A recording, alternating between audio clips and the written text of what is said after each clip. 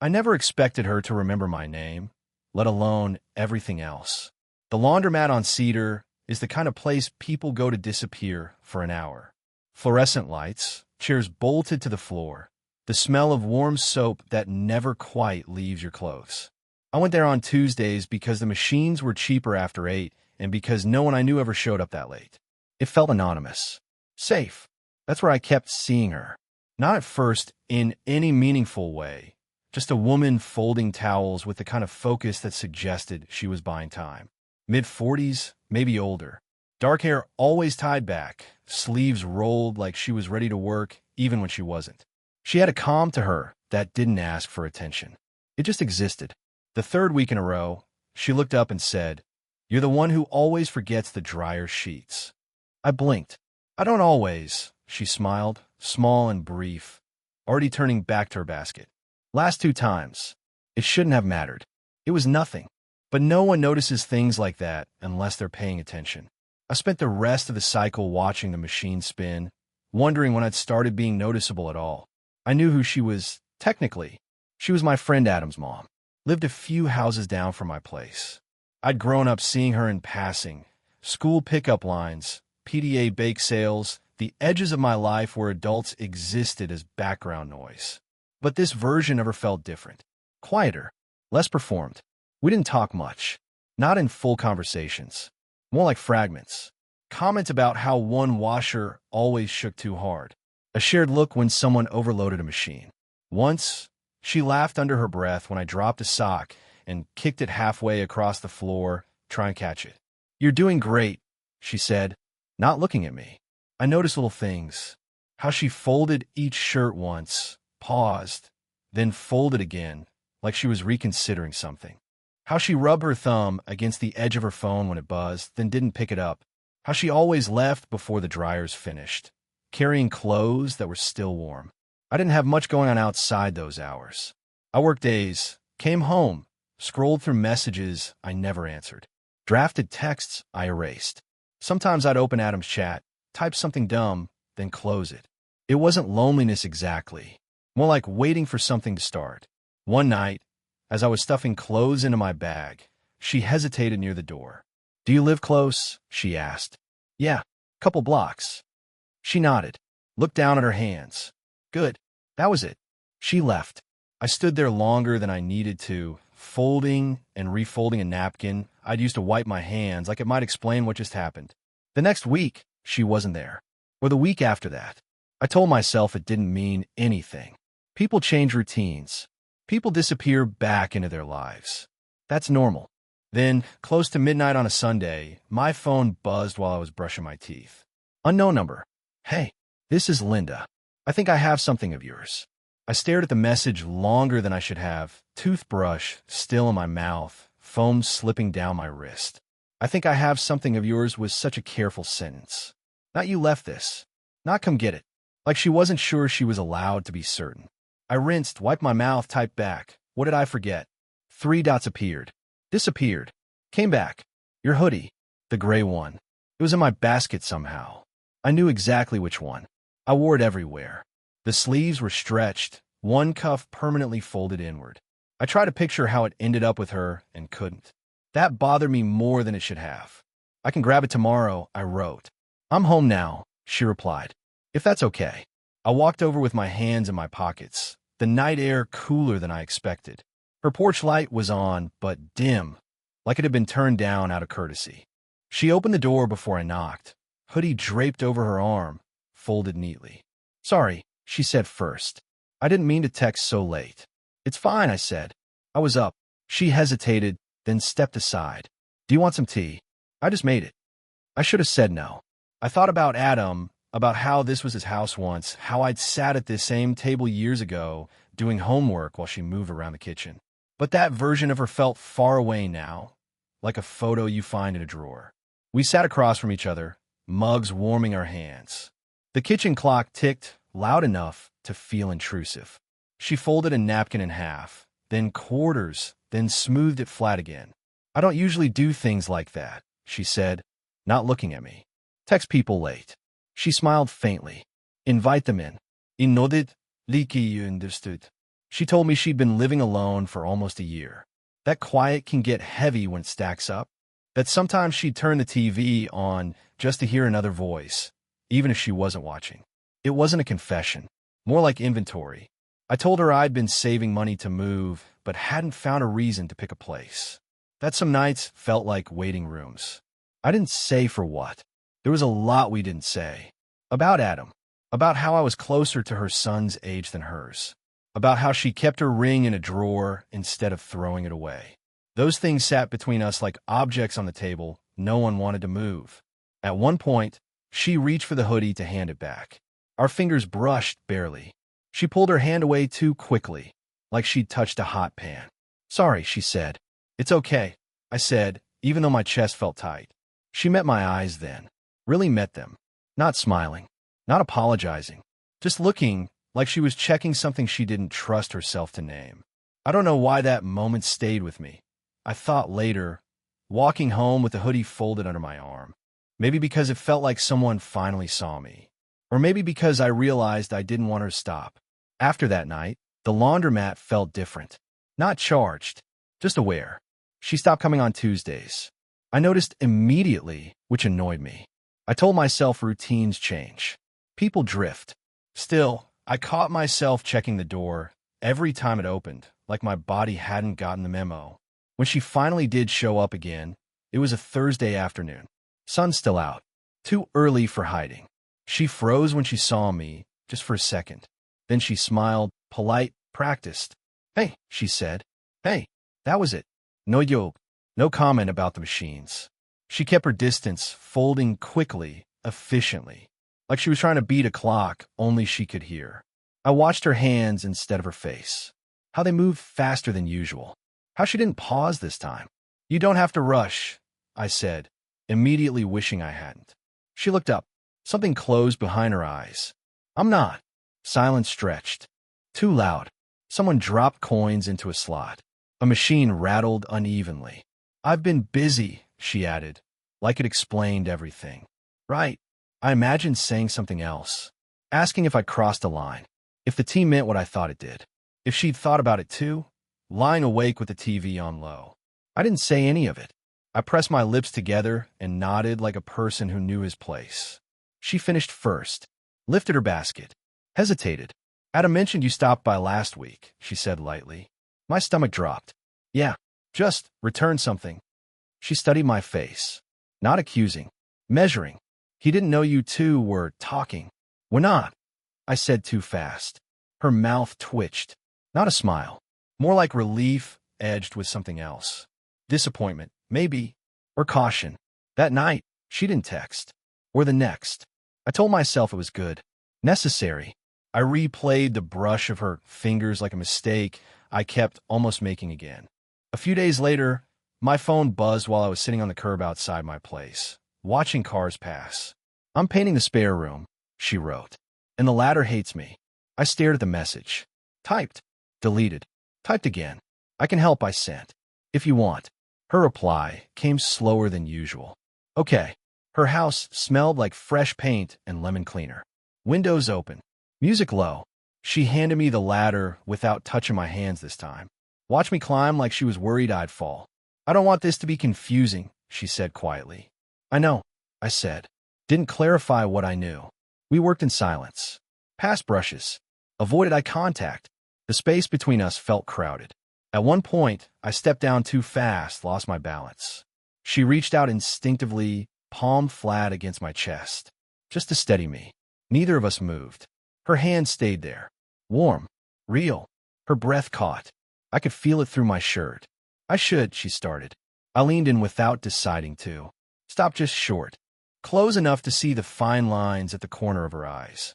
Close enough to smell paint and tea and something familiar. She didn't pull away. She didn't move closer either. We stayed there, suspended, like the moment itself didn't know how it was supposed to end. It happened on a walk that wasn't supposed to mean anything. She texted in the late afternoon, "I'm going to the corner store." "Need air." I replied without thinking, "I'll walk." We met at the end of her driveway. She'd changed since the paint day. Looser sweater. Hair down. Like she decided not to armor up for errands. We fell into step without touching, a half-foot of space between us that felt deliberate. We talked about nothing. The weather turning, a new bakery opening and closing in the same month. How sidewalks here always cracked in the same places. She kicked a pebble ahead of her, watched it bounce. Halfway down the block, she slowed. I matched her without looking. "I saw you yesterday," she said. "At the laundromat." "No, with someone." She stopped walking, turned to face me. A girl. It wasn't accusatory. That's what made it worse. "Just a friend," I said. Then, after a beat, "I think." She nodded like she'd already rehearsed believing me. Looked away toward the street, where a car passed too fast. "I don't get to be jealous," she said softly. "That's not mine." The word landed between us. "Mine." She pressed her lips together, like she wished she could pull it back. "I didn't mean," she started. "It's okay," I said, even though my chest tightened. "You're allowed to feel whatever." She laughed once. Short, dry. "That's generous of you." We sat on a bench outside the store, grocery bags at our feet, though we hadn't gone in yet. The metal was cold through my jeans. She folded her hands, unfolded them, rubbed her thumb along her knuckle, a nervous loop I'd seen before. "I'm not proud of this," she said, "but some days I feel like I'm standing in a room with the lights off, waiting for someone to notice I'm there." I didn't answer right away. I watched a leaf skitter across the pavement. Thought about the TV glow she'd mentioned. The drawer with the ring. "I notice," I said. She looked at me then. Really looked. Something in her face shifted. Relief, fear, both.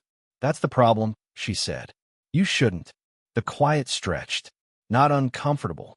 Exposed. "I don't know what you think this is," she went on. "Or what you want. I don't even know what I want. She stopped. Breathed out. "I don't want to wake up one day and realize I leaned on you because it felt good, not because it was right." I imagined reaching for her hand. Didn't. The restraint felt like a choice and a loss at the same time. "I don't feel used," I said, "if that's what you're worried about." Her eyes softened. Wet, but she didn't cry. "That's not the only thing I'm worried about." She stood abruptly, like sitting had made it too easy to stay. I stood too. We were close now. Close enough that stepping back would have been obvious. Her voice dropped. "If I asked you to stop coming over, to stop answering my texts." A pause. "Could you?" The question hung there, unfinished. Waiting. She stopped texting first. Not dramatically. No would-be. Just gaps. Messages I read 3 times to make sure I hadn't missed something. Replies that came hours later, then not at all. The laundromat stayed empty of her. The porch light at her house stayed off. I told myself I'd give it space. That her question on the bench deserved respect. I even practiced not looking down her street when I drove past. That lasted 4 days. On the 5th, Adam showed up at my place with a six-pack and bad timing. "You hear about my dad?" he asked, settling onto the couch like nothing ever changed. "No," I said, careful. "He's back in town, staying with Mom for a bit." He cracked a beer. "Trying to fix things, I guess." The room felt smaller, like air had been removed without warning. "Is that good?" I asked. He shrugged. "She says it's temporary. Closure or whatever." Then, casual, offhand, "She's been weird lately. Distant. You ever notice that about her?" I kept my eyes on the bottle in my hands. "Maybe she's just tired." "Yeah," he said. "Maybe." That night, I walked past her house without deciding to. The curtains were drawn, but light leaked through the edges. A silhouette moved in the kitchen. Too briefly. I stopped on the sidewalk, heart stupidly loud. I didn't knock. I went home and sat on my bed with my phone in my hands, typing a message I never sent. I didn't know he was back. Delete. "Are you okay?" Delete. "I miss talking to you." Delete. Days folded into each other. I stopped going to the laundromat altogether, switched to a place farther away. I told myself it was about convenience. I passed the bench near the store and didn't sit. I learned new routes through the neighborhood. Once I saw her at the grocery store. She was with Adam, laughing. Normal. She didn't see me. Or maybe she did and chose not to look. Both felt possible. That night, my phone buzzed. "I'm sorry I went quiet," she wrote. Things got complicated. I stared at the screen. The words felt careful, measured, like they'd been edited before landing. I typed back, "You don't owe me an explanation." I didn't hit send. I imagined what she might say if we talked. That she was trying to do the right thing. That she didn't trust herself. That this, whatever it was, felt too close to something she couldn't undo. Imagine telling how you understood. That I could be patient. That I could disappear if she needed. I didn't know which version scared me more. The next Tuesday, I went back to the laundromat out of habit. Took my usual chair. Put my basket at my feet. The machines hummed. The door opened and closed for other people. Not her. I folded a napkin in half. Then quarters. Then smoothed it flat again. I didn't feel heartbroken. I felt paused. Like life forgot to finish the sentence. I made the choice on a Thursday night, standing in my kitchen with the sink running too long. I'd gone a week without seeing her. 2 without speaking. I told myself that was the answer, that silence was its own kind of respect. But it didn't feel clean. It felt unfinished, like leaving a light on in a room you're not in. So I turned the water off, grabbed my jacket, and walked. Her porch light was on this time, brighter than I remembered. I stood there longer than necessary, listening to the low hum of the house, the muffled sound of a TV somewhere inside. I raised my hand, let it fall, raised it again. She opened the door before I knocked. "Oh," she said, not surprised. "Just careful. I can go," I said immediately. "No." She stepped back. "It's okay." The kitchen looked the same. Cleaner, maybe, or emptier. A mug sat on the counter, tea gone cold. She gestured to a chair, but didn't sit herself. "I won't stay long," I said. She nodded, crossed her arms. "Uncrossed them." "I didn't know he was coming back," I said. "Adam told me after." Her shoulders dropped a fraction. "I should have said something." "You didn't know me, I know," she said. Then softer, "But I wanted to." Silence settled between us, familiar now. She leaned against the counter, eyes on the floor. "I thought if I stepped away," she said, "things would quiet down. That I'd remember who I was supposed to be." A pause. Instead, everything just got louder. I swallowed. "I didn't come here to ask you for anything." "I know. I just didn't want to disappear without saying." I stopped. The sentence didn't know how to finish. She looked up then. Really looked. "That night on the bench," she said, "when I asked if you could stop answering my texts." Her voice wavered. "I was hoping you'd say no." The admission landed gently, like something set down instead of dropped. "I almost did," I said. "I know." She laughed quietly. Shook her head. "This is the part where someone gets hurt, isn't it?" "Probably," I said. "No matter what." She pushed off the counter and stepped closer. Not touching, just closing the space enough that I could feel the heat of her. "I can't promise you anything," she said. "I don't even trust my own instincts right now." "I'm not asking for promises," I said. "I just needed you to know that this wasn't nothing to me." Her eyes softened. She reached out, hesitated, then rested her hand lightly on my wrist. Not pulling me closer, not pushing away. "Okay," she said. That was all. Not an answer, not a beginning, just an acknowledgement. She squeezed once. "Let go." I nodded, like that was enough to carry for now. Time didn't fix things. It softened the edges. Weeks passed, then months. The kind of time that doesn't announce itself, just quietly rearranges your habits. I went back to Tuesdays at the laundromat without meaning to. Same chair, same machine that shook too hard. I still forgot dryer sheets sometimes. Old patterns die slow. She didn't come back there. Not ever. That felt intentional, like a boundary drawn with care instead of fear. What had happened was smaller. It started with coffee, not a date, not even planned. I ran into her outside the corner store one morning, 8:47 a.m., the sky still undecided. She had a paper cup in her hand, steam rising. I had black coffee in a chipped travel mug. "Hey," she said. "No tensión. No flinch." "Hey." We stood there talking about nothing. About how the bakery finally stayed open. About how mornings felt different lately. She mentioned Adam had moved out of state. Said it like a fact, not an invitation. "I'm walking to the park," she added after a pause. I fell in a step beside her without asking. The bench was empty. The same one. Sun warm now. We sat not close, not far. Comfortable in a way that felt earned. She poured tea from a thermos. New one, stainless steel, and handed it to me like it was nothing special. We didn't talk about before. Not directly, but it lived in the spaces between sentences. In the way she glanced at me before laughing. and how I waited before responding, like I finally knew how to listen. Life settled into a shape that fit better. We cooked together sometimes, quietly. No music, just chopping and the low sound of a kettle heating. I learned she took her tea darker now. She learned I still drank my coffee black, but added sugar when I wasn't pretending. I stayed over some nights. Left early others. No rules spoken out loud, just understood. When people asked how we met, we never gave the same answer twice. That felt right. It wasn't dramatic. There were still hard days. Still moments she pulled inward, moments I wondered if I was enough. But now, when that happened, she reached for my hand instead of folding a napkin into nothing. One evening, months later, we sat on her porch watching the light fade. She leaned her head against my shoulder like it had always belonged there. You know, she said, this isn't how I thought my life would look. Better or worse? I asked.